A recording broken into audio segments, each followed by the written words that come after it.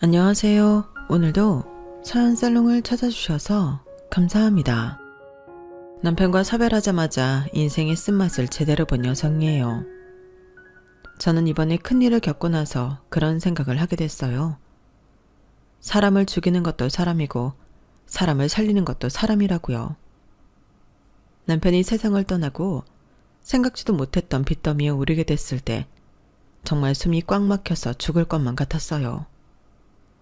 이제 겨우 7살이 된 딸아이를 데리고 살 일도 막막한데 억대 빚이라니. 육아 때문에 파트 아르바이트로 푼돈벌이를 하던 저로서는 그냥 죽으라고 하는 거나 마찬가지다 싶었거든요. 그렇다고 나 살자고 연세 드신 친정 부모님 노후 자금까지 뺏어서 쓸 수도 없는 노릇이고 그 외에는 어디서도 도움을 청할 곳이 없었어요. 그러던 차에 우리 모녀한테 손을 내밀어준 사람이 생긴 거예요. 평소 저랑 사이가 좋았던 것도 아니고 마음 터놓고 대화를 많이 나눠본 적도 없는 의외의 사람이었죠. 사실 제가 용기를 내서 사연을 보내게 된 것도 바로 그 사람 때문이에요. 너무 고마운 마음에 공개적으로 감사 인사를 하고 싶었거든요. 그럼 지금부터 벼랑 끝에서 기사회생했던 제 사연을 들려드릴게요. 저는 친구들이 대학에 갈 때 공장에 가서 돈을 벌었어요. 이제 막 고등학교를 졸업한 여자애가 공장에 들어가 일을 한다고 하면 가족들을 먹여 살리기 위해 미싱을 돌리던 그 옛날 여공들을 떠올리실지 모르겠지만 실상은 많이 달랐어요. 저는 제 손으로 가족을 먹여 살려야 할 필요도 없었고 미싱은 실제로 본 적도 없을 만큼 그쪽으론 문외한이었으니까요. 저는 단지 다른 직종에 비해 월급도 세고 회사 복지도 좋아서 선택한 일이었거든요.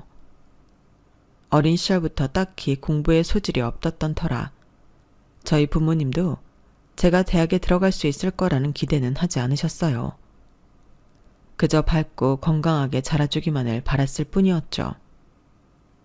그런 부모님의 기대를 저버리지 않겠다 다짐했던 건 아니었지만 결과적으로는 기대에 부응한 셈이 되었어요. 고등학생 때부터 고등학교를 졸업할 때까지 저는 정말 친구들과 행복한 학창시절을 보냈거든요. 아침에 눈을 뜨면 하루가 기대돼서 가슴이 설레고 힘이 막 솟는 것 같았어요. 왜 미취학 아동들 중에 노는 게 너무 즐겁고 좋아서 밤에 잠을 안 자겠다고 떼를 쓰는 아이들이 있잖아요. 저는 고등학교를 졸업할 때까지 그런 심정으로 매일매일을 살았어요. 지금 생각해보면 제가 어떤 면으로는 정상이 아니었다고 생각할 정도였죠. 무슨 일이든 재미있게 할 수 있을 것 같았고 그 일로 돈을 모아서 내가 좋아하는 것도 사 먹고 가고 싶은 곳으로 여행도 가고 옷이랑 구두, 액세서리도 사고 싶었어요. 결과적으로는 잘한 선택이었죠. 왜냐면 거기서 제 남편도 만날 수 있었거든요. 제가 남편을 만난 건 22살 때였는데 직급으로 보면 남편은 관리자였고 저는 말단 노동자였어요. 그래서 공장에서 일하는 동안 남편 도움을 많이 받기도 했어요. 제 직업은 비록 반도체 공장 생산직이었지만 남편은 어엿한 대학을 나온 대졸 관리직 직원이었어요. 그런 사람이 대학 문턱에도 못 가본 생산직 여직원과 사귄다고 하자 남편 동료들 중에는 이런 말을 하는 사람들도 있었어요. 성준 씨는 결혼 생각은 안 해? 어린애 데리고 놀 생각 말고 제대로 된 여자 만나 가정을 이룰 생각을 해야지. 애들은 엄마 머리 담는다는데 대학도 안 나온 여자랑 결혼까지 하는 건 좀 그렇잖아? 그냥 한 몇 달 데리고 놀다 끝내. 결혼 상대는 내가 소개해 줄 테니까. 그 말에 남편은 불같이 화를 냈어요. 남편이 과하다 싶을 정도로 화를 냈던 건 제가 그 근처에서 듣고 있었기 때문이었어요. 그걸 몰랐던 남편 동료는 자기가 틀린 말을 한 것도 아닌데 왜 그렇게 화를 내냐며 오히려 자기가 화를 내더군요. 그러다 자신 등 뒤에 서 있는 저를 발견하고는 얼굴이 새빨개져서는 얼른 사과를 하곤 도망치듯 자리를 떠나려고 했어요. 그래서 제가 불러 세웠죠. 사과는 받을게요. 그리고 윤대리님이 하신 말씀이 다 틀린 건 아니라고 생각해요. 저희 엄마도 종종 그런 말씀을 하셨거든요. 자식은 엄마 머리를 담는다고요. 그런데 대학을 안 나온 여자라고 해서 머리가 나쁜 건 아니에요. 머리에도 여러 종류가 있잖아요. 공부머리도 있고 일머리도 있고 노는 머리도 있고 그 밖에도 여러 가지가요. 솔직히 저는 공부머리는 별로였던 것 같아요. 대신 저한테도 좋은 머리 하나쯤은 있지 않을까요? 성윤 씨를 걱정해 주시는 마음은 감사해요. 하지만 연애는 우리가 알아서 할게요. 웃는 얼굴에 침 못 뱉는다고 남편 동료는 살살 웃어가며 할 말 다 하는 제 앞에서 더는 아무 말도 하지 못했어요. 자신의 동료의 말에 제가 상처받았을까봐 걱정하는 남편을 보니 이상하게 기분이 좋더라고요. 나 대신 화를 내주는 모습도 좋았고요. 그래서 오히려 제가 남편을 달래주려고 노력했어요. 자기야, 기분 풀어. 상대가 아무리 나한테 상처를 줘도 내가 그걸 받아주지 않으면 그건 나한테 아무것도 아닌 게 되는 거야. 그냥 상대가 만들어낸 상처일 뿐이지. 난 조금도 상처 입지 않았어. 그러니까 자기가 나 대신 마음 아파할 거 없단 얘기야. 대학을 가지 않겠다고 마음먹은 것도 나고 난 내 선택에 후회가 없거든. 제 장점이다 단점이 바로 상대의 말에 휘둘리지 않는다는 거예요. 별다른 이유는 없어요. 저는 그저 인생을 즐겁게 살고 싶을 뿐이거든요. 남의 시선이나 말에 따라 흔들리게 되면 그때부터 주변 눈치를 보게 되고 그러다 보면 사는 게 재미없어지니까요. 남편은 그런 제가 신기했나 봐요. 사귀는 동안 남편이 제게 가장 많이 했던 말 중 하나가 넌 참 신기한 애다 라는 말이었거든요. 어쩌면 남편이 저와 결혼을 결심한 것도 이런 제 성격 덕분인지도 몰라요. 언젠가 남편이 이런 말을 하더라고요. 사실 나는 이 회사에 들어오게 된 게 내 인생의 실패라고 생각했었어. 대학 동기들도 그렇고 친한 친구놈들도 다들 나보다 이름 있고 좋은 회사에 들어갔거든. 녀석들을 만나서 연봉이랑 회사 복지 얘기가 나올 때마다 내 자신이 초라하게 느껴지고 창피했었어. 그러다 널 만나고부터 알았어. 정말 창피한 건 내가 다니는 회사가 아니라 다른 사람들한테 보이는 거에만 급급했던 한심한 나였다는 걸. 난 언제쯤 너처럼 단단한 사람이 될 수 있을까? 사실 저는 제가 단단한 사람이라는 생각은 안 해요. 그냥 태어날 때부터 나한테 주어진 하루하루가 너무 소중해서 행복해지고 싶다는 생각을 한 뿐인 거니까요. 그래서 24밖에 안 된 어린 나이에 결혼을 하면서도 앞으로 펼쳐질 결혼 생활에 대한 걱정보다는 청사진만 돌려봤던 것 같아요. 결혼을 하고는 일뿐만 아니라 집안 살림까지 겸해야 해서 노동시간이 긴 공장을 그만두고 집 근처 다이소에 취직을 했어요.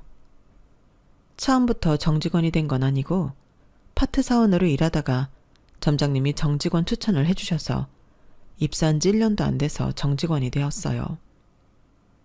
처음 들어갔을 땐 진열 일을 했었는데 정직원이 되고부터는 점장님이 캐셔를 맡으라고 하시더라고요. 속으로 얼마나 쾌재를 불렀나 몰라요. 솔직히 진열하는 일이 스트레스가 좀 심한 편이거든요. 저도 나름대로 공장 일을 오래 해서 손이 빠른 편이긴 했는데 엄청난 물량을 3시간 안에 정확히 진열하는 건 매일매일 시간과의 싸움이었거든요. 다들 아시겠지만 다이소 제품 종류가 엄청 많잖아요.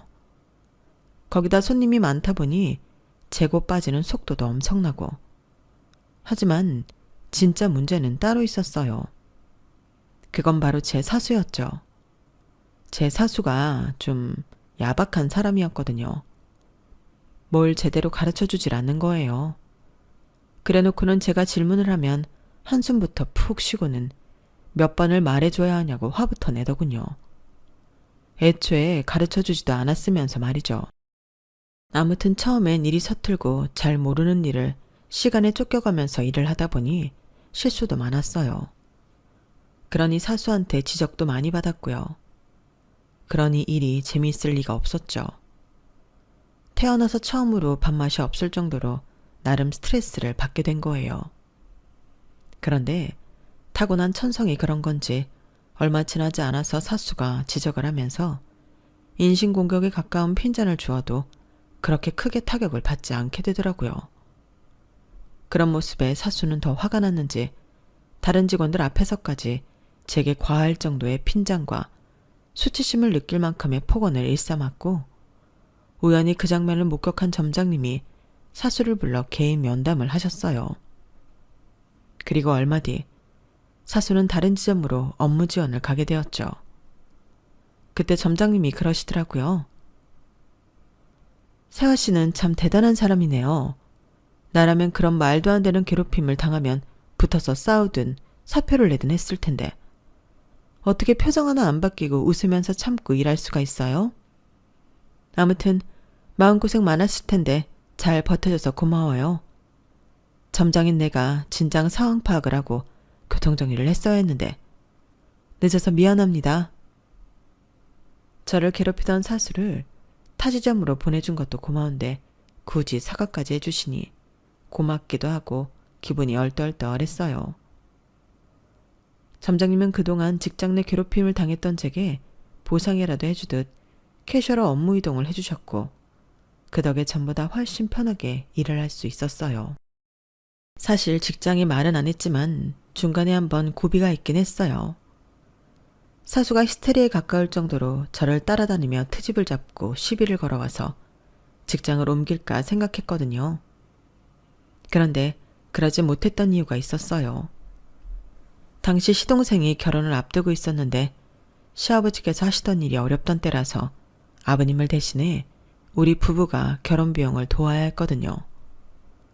저희 역시 그리 생활이 넉넉한 편은 아니어서 대출을 받아 시동생 결혼 비용을 대기로 했는데 제가 일을 그만두면 대출 상환도 힘들게 뻔해서 마지못해 참을 수밖에 없었던 거죠. 시동생은 제 남편보다 좋은 대학을 나와서 대기업에 다니고 있었는데도 이상하게 버는 돈에 비해 모아놓은 돈은 별로 없었어요. 그 이유를 알게 된 건 시동생이 결혼을 한다고 집에 동서를 데려오면서였어요. 살면서 한 번도 만져본 적 없는 명품백에 명품 구두.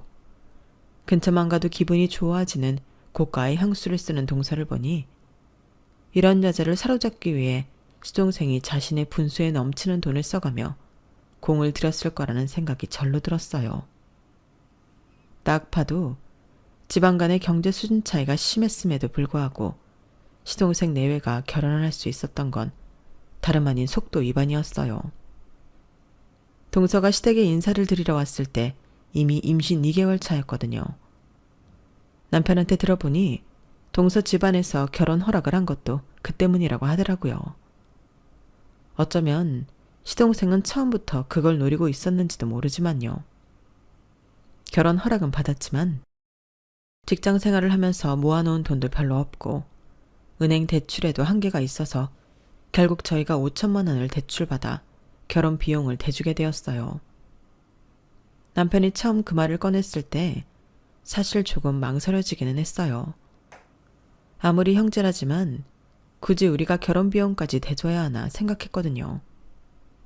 그래서 대답을 않고 망설였는데 남편이 그러는 거예요. 우리 집 살림이 원래는 지금처럼 어렵지는 않았어. 아버지 사업이 잘 돼서 형편이 좋았으니까. 그러다 내가 대학교 3학년 때부턴가 아버지 사업이 어려워졌고 그 바람에 하루아침에 폭삭 가라앉아버렸어.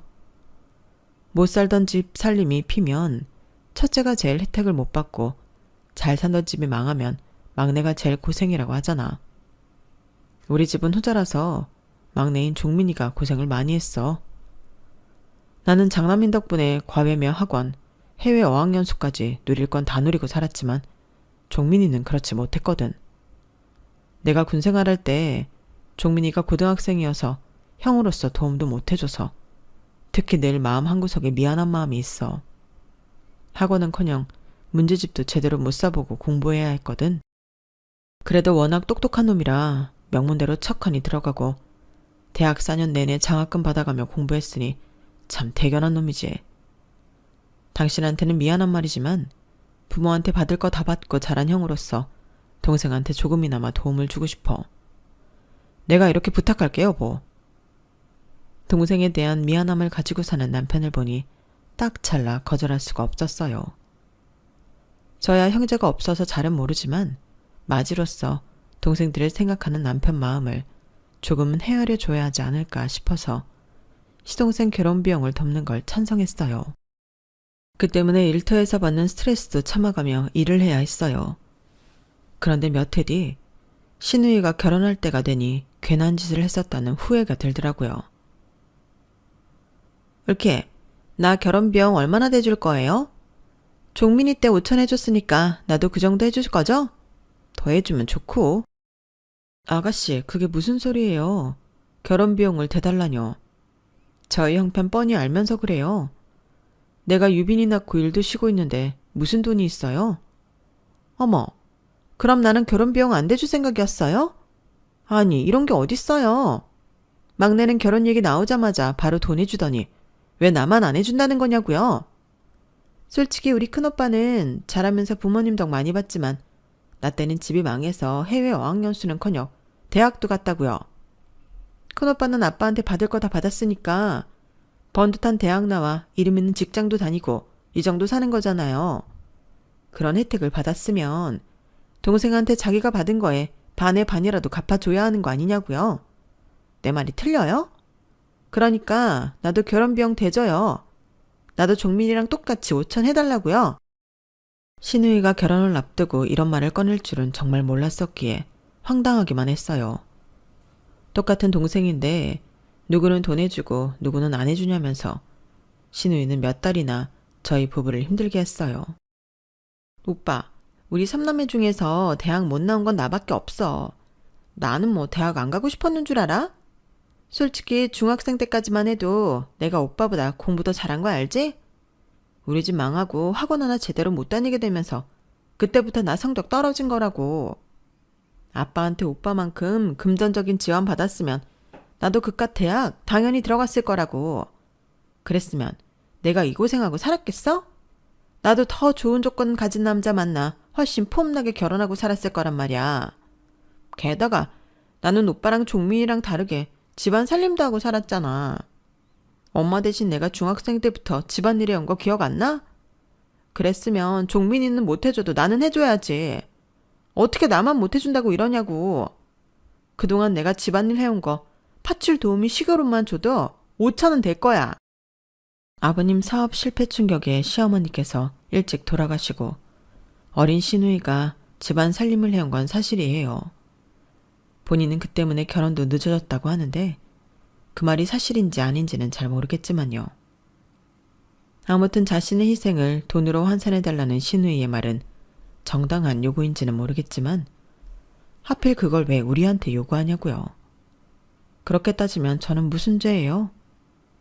그런데 이번에도 남편은 제게 부탁을 하더라고요. 5천까지는 아니어도 3천 정도라도 만들어주자고요. 하지만 당시에 저는 출산 이후 일을 쉬고 있던 때였고 남편 앞으로는 이미 대출을 풀로 받은 처지라 돈을 마련할 방법이 없었어요.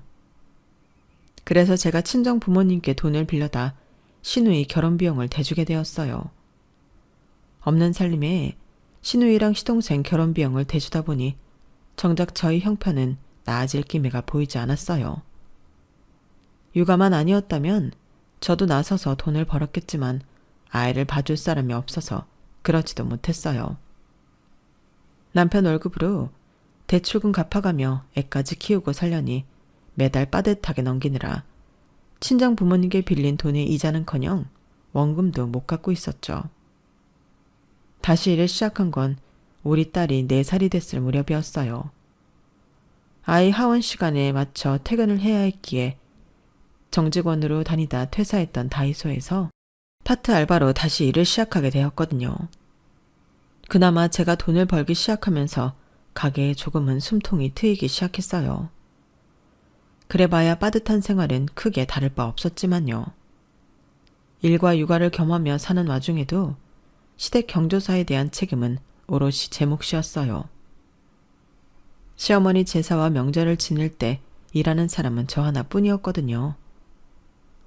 남편이 옆에서 돕기는 하지만 어디까지나 설거지나 잔심부름 정도지 음식을 하고 상을 차리는 건 제가 다 해야 했어요.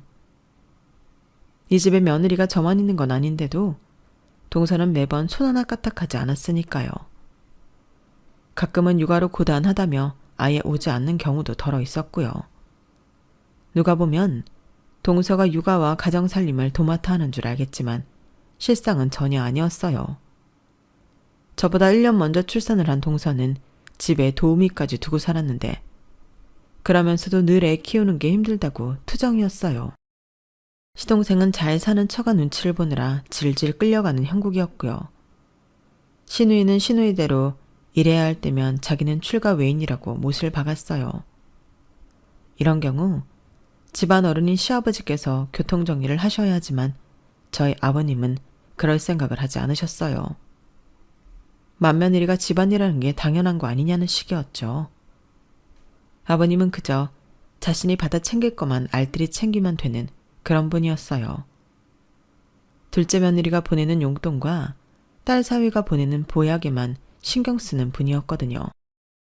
그깟 명절 음식 뭐 얼마나 된다고 큰애 너는 우거지상을 하고 있냐? 네 시어머니도 살아생전에 다 했던 일이다. 너만 그렇게 사는 거 아니야. 그러게 누가 맏며느리로 들어오라디? 그게 다 네 팔자거니 생각하고 받아들여라. 말이라도 못하면 밉지라도 않지. 아버님은 꼭 이렇게 대못을 받곤 하셨어요. 아버지, 무슨 말씀이 그래요? 차라리 수고했다고 한마디 하시면 될 일을 굳이 그런 식으로 사람 가슴에 칼 꼽으십니까? 아버지가 자꾸 이러시면 저도 앞으로는 이 사람 일 못하게 집에 두고 혼자 올 겁니다. 매번 이 사람 혼자 허리 한번 못 펴고 주방에서 전전긍긍하는 거 더는 못 보겠다고요. 몇 년을 참아오던 남편은 급기야 아버님 앞에서 화를 냈고 그 일로 시동생과 시누이까지 달려들어 싸움이 커져버렸어요. 즐거워야 할 명절에 온 가족이 갈갈이 찢어져서 말다툼을 하게 되자 이게 전부 나 때문인 것만 같아서 마음이 무겁더라고요. 낙천적이고 상처 잘 안 받던 제 성격도 빡빡한 인생살이에 치이다 보니 여지없이 무너져 버렸어요. 예전처럼 사는 게 즐겁지도 않고 타인의 곱지 않은 시선도 고스란히 느끼며 살게 되었으니까요. 그렇게 박한 생활에 찌들어가던 어느 날 그나마 저를 지탱해주던 남편이 사고로 세상을 떠나고 말았어요.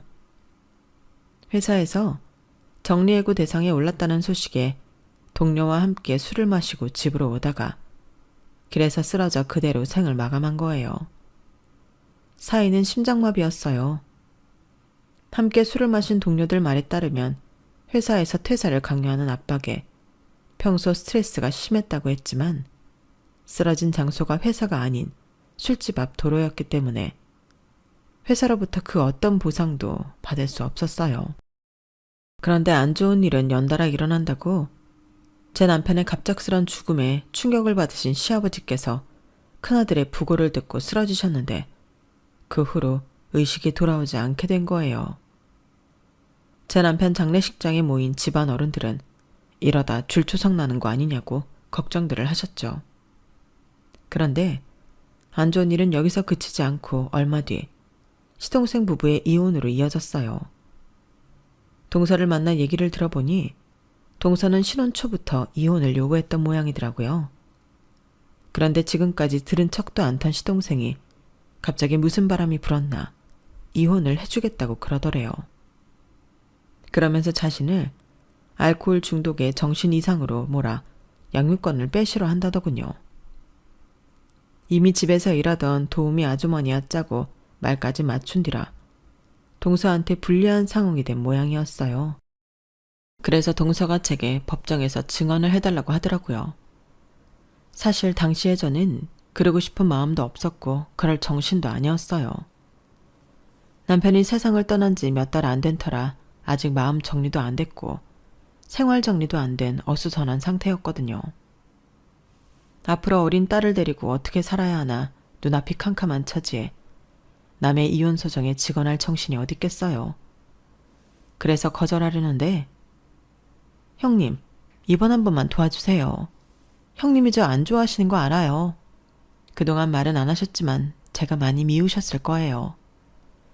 이 집에 똑같이 며느리로 들어와서 힘든 건 고스란히 형님이 떠맡아 했으니까요. 그런데요, 형님. 저 우리 지우 없이는 못 살아요. 저 그이한테는 정 없어요. 지우 때문에 할 수 없이 산 거라고요. 그런데 이제 와서 지우까지 뺏기면 제 인생엔 남는 게 하나도 없어요.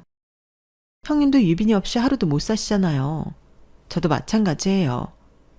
법정에서 거짓말을 해달라는 것도 아니고 형님이 아시는 대로만 말씀해 주시면 돼요. 그래만 주시면 제가 반드시 은혜 갚을게요. 다른 것도 아니고 자식을 뺏기지 않으려고 눈물로 제게 호소하는 동서를 보니 그동안 동서와 서먹했던 사이가 조금은 녹아내리더라고요. 똑같이 자식 기르고 사는 처지에 모른 척 할 수 없어서 결국 법정 증언을 해주었어요. 동서는 평소 술은커녕 알코올이든 음료나 초콜릿도 먹지 않았다는 것과 아이한테 히스테리를 부리거나 함부로 욕설을 퍼붓는 일은 없었다는 걸 말해주었죠. 오히려 시동생이 평소 언행이 바르지 않았던 점, 술을 마시면 자기 형과 아버지한테도 주먹질을 하며 달려들었던 것까지 다 말했어요. 덕분에 동서는 양육권과 친권을 얻을 수 있었고 그 일로 시동생은 제게 앙심을 품게 되었죠. 어느 날이었어요. 밤에 우리 집 초인종이 요란하게 울리길래 인터폰을 확인했더니 술에 취한 시동생이 야구방망이를 손에 들고 대문을 부술듯 두드리며 문을 열라고 소리치지 뭐예요. 남편도 없는 마당에 너무 겁이 나서 딸아이를 끌어안고 경찰에 신고를 했어요. 다행히 잠시 뒤 달려온 지구대 경찰이 시동생을 연행했고 그날 밤은 무사히 넘길 수가 있었어요. 제가 법정에서 증언을 하는 바람에 동서한테 아들을 뺏기고 위자료도 못 받았다고 시위를 한 거였죠. 그 후로도 시동생은 술만 먹었다 하면 찾아와 행패를 부렸고 때때로 살벌한 문자로 위협을 하기도 했어요. 남이면 접근 금지라도 신청하겠지만 가족이니 그러지도 못하고 마음만 졸일 뿐이었어요. 신우이한테 전화해 도와달라고 부탁을 해봤지만 자기도 막내 동생은 어떻게 못 말린다는 소리만 하더군요. 아버님이 입원해 계신 병원도 신우이랑 교대로 봐야 하고 시어머니랑 남편 제사도 있어서 시동생과 얼굴을 안 보고 살 수는 없잖아요. 돌아오는 시어머니 제사 때는 어쩌나 한 걱정을 하고 있었는데 밤늦게 아버님 간병인한테 전화가 왔더라고요. 병원에서 환자가 오늘을 넘기기 힘들 것 같으니 가족들을 부르라고 했다고요. 부랴부랴 딸아이를 데리고 병원으로 갔더니 신우의 내외와 시동생은 이미 병원에 도착해 있더라고요. 그동안 저를 괴롭혀오던 시동생이었지만 그날은 조용하더라고요. 아무래도 상황이 그래서 그런 것 같았어요. 아버님은 그날 자정을 넘기고 얼마 안 돼 세상을 떠나셨어요. 남편이 세상을 떠나고 몇 달간 병상에 의식도 없이 누워 계셨던 터라 신우이와 시동생은 어느 정도 마음의 준비를 하고 있었던 것 같더라고요. 아버님 장례를 치르고 며칠 뒤 신우이와 제가 아버님 혼자 살고 계시던 본가 정리를 했어요. 저희 아버님이 뭘 버리지 못하는 성격이라서 창고에 먼지 쌓인 서류부터 예전에 사업을 하실 때 쓰시던 장부 하나하나까지 죄다 박스에 들어있더라고요. 신우이는 그걸 하나씩 꺼내보며 가끔 눈물을 짓기도 했고 손으로 먼지를 쓸어내기도 했어요. 가구랑 큰 집기는 스티커를 사다 붙여서 내놓았고 가전제품은 무료로 수거해주는 정부기관에 신청을 해놓았어요. 그리고 아버님이 사시던 집은 부동산에 내놓기로 했어요. 은행에 대출이 많이 끼어있는 집이라서 팔아도 손에 쥐는 건 얼마 안 될 거라고 하더군요. 신우이는 집이 팔리면 3등분해서 새 집이 나눠 갖자며 집이 팔리면 연락을 주겠다고 했어요. 그렇게 일주일도 안 된 어느 날 신우이가 전화를 했더라고요. 벌써 집이 팔렸나 하고는 내심 기대를 했는데 뜻밖에도 이상한 소리를 하지 뭐예요. 올케 언니, 오빠가 사금융에서 집 담보로 돈 빌린 거 알고 있었어? 2억 5천이나 빌렸다는데 알고 있었냐고. 아니, 그게 무슨 소리예요? 우리 그이가 왜 돈을 빌려요? 그랬으면 돈이라도 쥐고 있었을 텐데. 우리한테 그런 돈이 어딨다고. 몰라. 아빠가 가지고 있던 서류 중에 오빠 이름으로 된 차용증이 있더라고. 날짜를 보니까 오빠가 죽기 한 달 전이길래 우리 그이가 업체에 전화해봤더니 안 그래도 전화 통화도 안 되고 이자도 안 들어와서 주소지로 찾아갈 생각이었다는 거야. 당장 정금 청원하라고 난리야. 정말 몰랐던 거야? 느닷없는 사채 얘기에 심장이 뚝 떨어지는 기분이었어요. 2억 5천이나 사채를 쓸 생각이었다면 남편이 제게 말을 안 했을 리 없다는 건 알지만 그래도 모르는 일이니까요. 남편이 생전에 회사에서 퇴사 압박을 받자 종종 그런 말을 했거든요. 여보, 퇴직금이랑 대출 좀 받아서 치킨집이라도 차릴까? 경험이 없으니까 돈이 좀 들더라도 프랜차이즈를 하는 게 좋겠지. 당신이 좋아하는 땡땡땡 치킨으로 할까? 아니면 우리 유빈이가 좋아하는 땡땡 치킨으로 할까? 그때는 그저 한번 해보는 소리겠거니 했었는데 남편이 사금융에 대출을 받았다는 얘기를 들으니까 그때 그 일이 가볍게 지나치지만은 않았어요. 하지만 대출을 받았다면 남편 통장 어디에라도 그 흔적이 있어야 할 텐데 아무리 찾아봐도 흔적이 없는 거예요. 혹시 나 모르게 딴 주머니를 차고 있었다면 모르겠지만요. 그런데 며칠 뒤 제 전화로 사금융 직원이 전화를 했더라고요. 제가 남편 전화번호를 말소하는 바람에 이제야 연락이 닿았다며 신우이한테 들은 대로 대출금 2억 5천만 원과 이자를 이달 말까지 전액 상환하라고 했어요. 그래서 우리는 그 돈을 받은 적이 없다고 했더니 자신들이 이체한 제 남편 명의의 계좌를 알려주더라고요. 은행에 알아보니 입금 내역에 사금융명과 함께 2억 5천만 원이 찍혀 있더라고요. 정말 헛웃음밖에 안 나왔어요. 계좌 확인이 됐으니 저는 꼼짝없이 2억 5천을 갚아줘야 했으니까요. 남편 계좌로 들어온 돈은 박천만이라는 사람 개인 계좌로 고스란히 빠져나갔더라고요. 난생 처음 듣는 사람 이름이라서 이 사람을 어떻게 찾아야 할지도 막막했어요. 남편이 죽고 남편 퇴직금으로 얼마 안 되는 은행 빚을 갚고 우리의 대학 보낼 자금은 쥐고 있을 수 있겠다 생각했는데 생각지도 못한 억대 빚을 떠안게 되다니 가슴이 꽉 막히는 기분이더군요. 게다가 당시 제가 연이은 집안의 병고 때문에 온전히 취직도 못하고 파트타임을 전전하며 생활비 정도 버는 수준이었기 때문에 더 먹먹하더라고요. 상황을 들은 신우이 내외는 차라리 상속을 포기하라고 했어요. 어차피 남편 앞으로 생길 돈이라곤 아버님 집 정리하고 받을 몇 천만 원이 다인데 그거 안 받고 2억 5천 빚을 탕감받으면 그게 낫지 않겠냐고요. 듣고 보니 그 말이 맞는 것 같긴 했어요. 그래도 혹시 몰라서 이혼한 동서한테 한번 물어봐야겠다 생각했어요. 동선의 작은 오빠가 변호사라서 도움을 좀 받을 수 있을까 해서요. 그래서 동서한테 전화해 자초지종을 설명했더니 대뜸 이러지 뭐예요. 형님, 상속 포기는 하지 마세요. 차라리 지금 사는 집, 전세집 빼고 아버님 집 한 돈 받아서 빚 갚으세요. 동서, 그럼 당장 유빈이랑 나는 어디서 살라고. 서산에 있는 친정은 집도 작아서 우리가 얹혀 살 수도 없단 말이야. 그랬더니 동서가 뭐라는 줄 아세요? 한 달에 200씩 드릴게요. 우리 집에 들어와서 우리 지우 봐주세요. 이 정도면 입주 도우미 급여는 될 거예요. 형님한테 나쁜 조건은 아닐 거예요. 뭐? 동서, 지금 그걸 말이라고 해? 일전에 동서가 그랬지. 반드시 은혜 갚는다고. 이게 은혜를 갚는 거야? 어떻게 사람이 화장실 들어갈 때랑 나올 때 마음이 이렇게 달라? 내가 동서 도와주느라 시동생 등살이 얼마나 힘들었는지 알아? 사람이 이러는 거 아니야.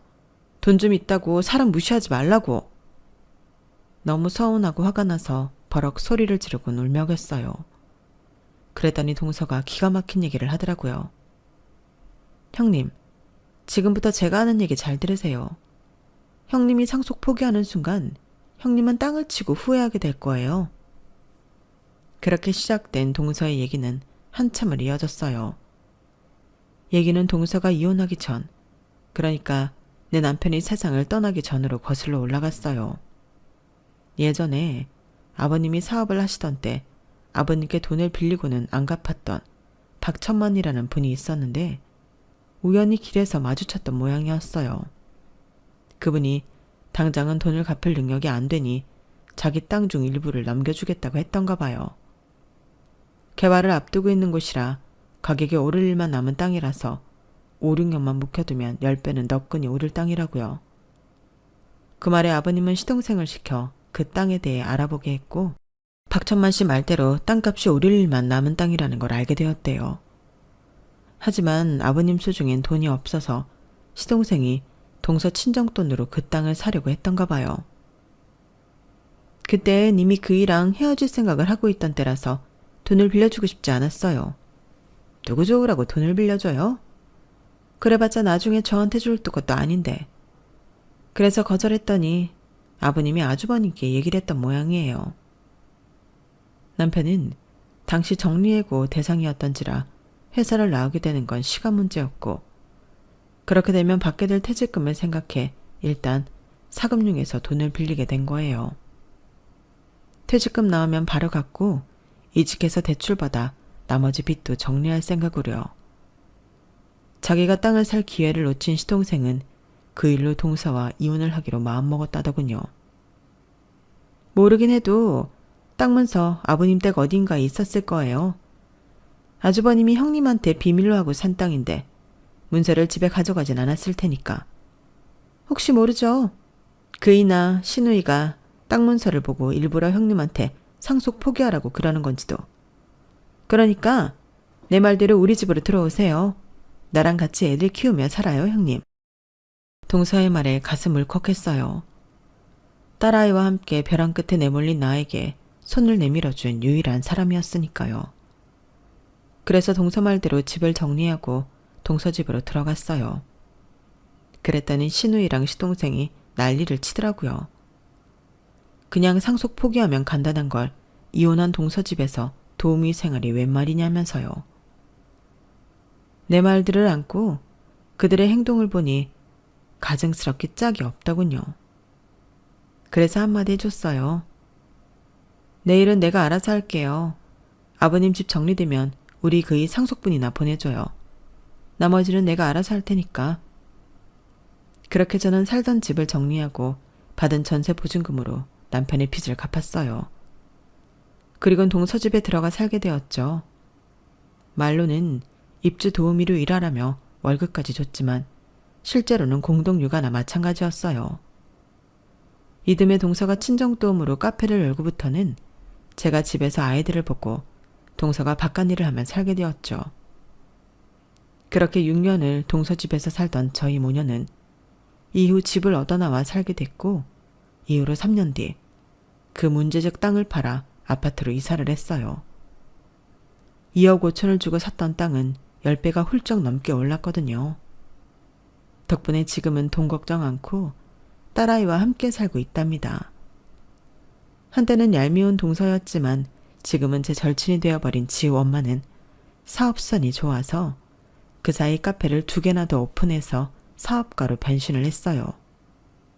요즘엔 툭하면 전화해서 저한테 집에서 놀면 뭐하냐고 자기 가게 중 하나를 맡아서 운영해보라고 옆구리를 콕콕 찌르고 있답니다. 요즘 들어 그런 생각을 하곤 해요. 살아온 인생도 다르고 성격도 많이 다르지만 내 자식을 위하는 모정 하나만큼은 닮았던 우리 동서지간은 전생의 부부가 아니었을까 하고요. 아무쪼록 귀한 인연 오래오래 잘 지키며 살아갈 생각입니다. 지금까지 제 사연을 들어주셔서 감사합니다. 여러분의 곁에도 소중한 인연들이 많으시길 바랍니다. 감사합니다.